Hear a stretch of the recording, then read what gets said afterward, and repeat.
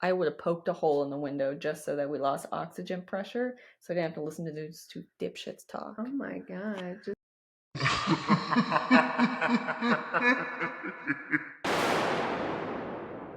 Why are people like this? Airplane edition part 2. Tell me.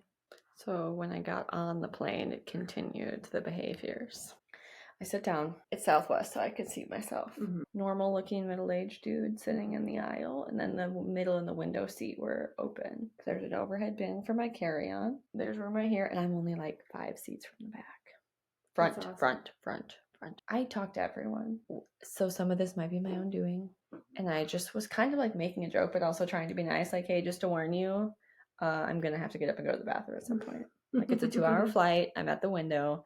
Obviously, this guy wanted to sit on the aisle, which is totally fine. Right. But I just wanted to be like, listen, if you think that you're gonna if you think you're gonna pass out and sleep this entire flight, I have news for you. I'm gonna have to go pee. At this point, another man had sat down in the middle. Apparently, they like peripherally knew each other from some networking event they were going to.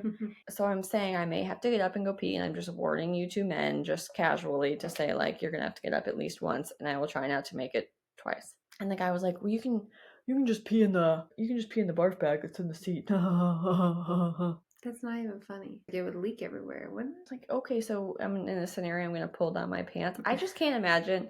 Like, I know that I brought up the pee first, but I can't imagine that being a normal response. And why would you think that's funny? They're used to just being able to like whip it out and pee anywhere. Part of me really wanted to be like, you know what? Now that you mention it, I could whip it out and pee right here in front of you.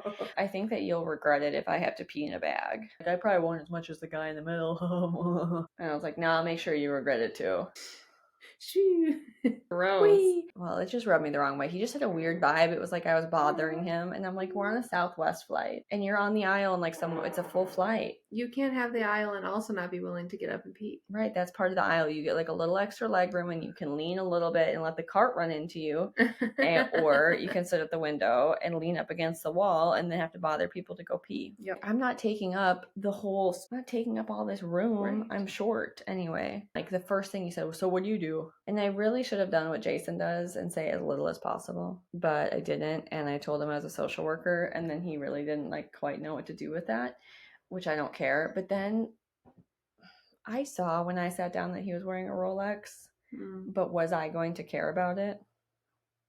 Not a chance. I'm just not impressed by that. I understand it's an heirloom and it's a collectible and it's made well and it's a work of art and they're perfectly timed and Swiss craftsmanship.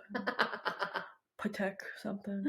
I just don't care. Yeah, I don't blame you. Because I guess like if you have it and it's cool and you're into it, but if you have it and I feel a whiff of that you have it so other people will talk to you about it, I'm immediately bothered. And I noted that he made his like the outer part color match the bracelet that he was wearing.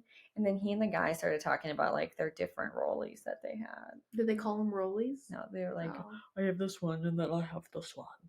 And I was going to give it to my son for his wedding and he didn't want it. So I said, not anymore. I was like, oh my God. $50,000?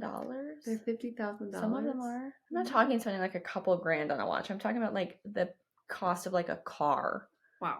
On your wrist that you walk around in and then tell people about. It just seemed weird. Like he had to talk about it. I feel like if you're actually rich, you just don't talk about it. Right. Yeah, that's the difference. And then he was being like sort of snooty at one point. I was like, motherfucker, you're on a Southwest flight.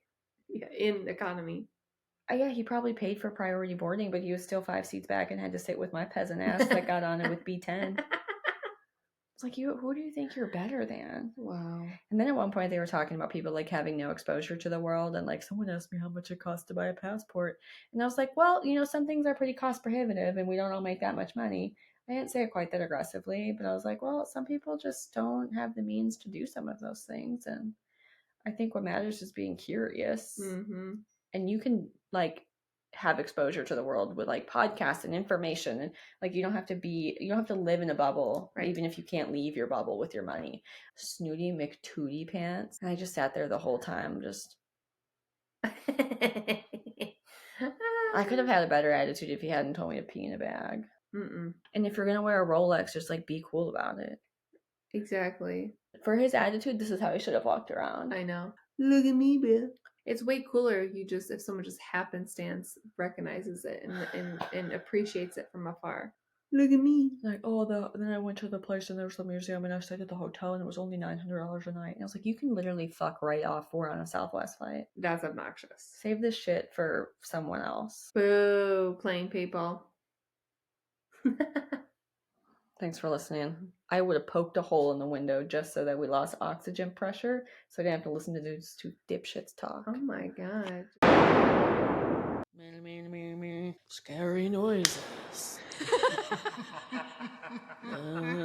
Just don't be the.